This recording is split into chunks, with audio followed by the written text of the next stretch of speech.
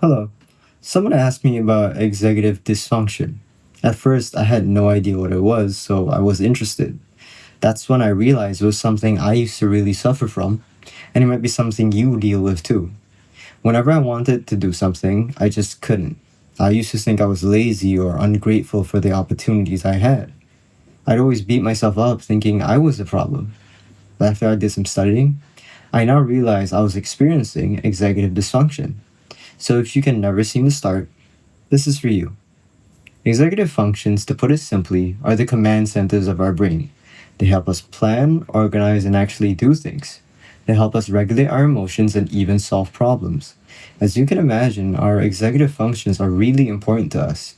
But it's important to distinguish that our executive functions aren't related to knowledge, but instead performance. If your executive functions don't work well, you could be the smartest person in the room and still not be able to perform. So, what happens when these functions don't work the way they're supposed to? As you can imagine, you have trouble planning, thinking, or even doing anything at all. That's what's known as executive dysfunction. And when we don't realize we're experiencing it, that's when we pay a heavy price. Research has shown that executive dysfunction takes a real emotional toll. It's the shame, it's the inadequacy and frustration of knowing that we are capable, but not doing anything about it. It's not that we don't care, it's that our brains are having trouble performing the way it's supposed to. And that's a very real and common experience. That's why many people with ADHD struggle with executive dysfunction. Not because they don't want to do things, but because their brains are wired differently. And getting started is a battle all on its own. I used to struggle with planning. I never really had a schedule until university. And even then, I'd often forget when I had classes or when payments were due. Assignments were the hardest. I knew what I needed to do, I just struggled to do it. What helped me most was breaking things down excessively. During my final year project, I divided my thesis into smaller and smaller sections until it finally felt manageable.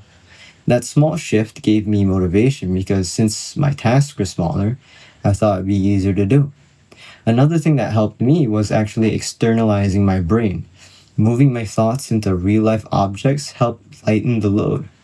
Planners don't work for everyone, but I gave it a shot and it helped out a lot. I started using my calendar a lot. I added my class times and my reminders in, then added them as widgets on my lock screen and home screen. That way, I couldn't ignore it, and my brain didn't have to hold everything in. It's different for everyone. My phone became a helpful tool for me, but you might find comfort in pen and paper. The main takeaway is to not think harder, but to think differently. By understanding not just how we think, but how we manage our energy, you'll be able to avoid executive dysfunction. You'll start working with your brain and not against it. We're all wired differently, so what works for me might not work for you. That's why it's important to explore, to try things out, and to notice what feels right. When you do find what feels right, give yourself credit. Every small step helps.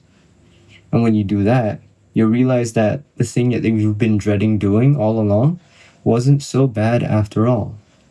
The hardest thing to do is to usually start. You can't blame yourself, for that will only slow you down. And celebrate when you try, because in the end, if it's not you, who else is it going to be? And with that, I hope we take care.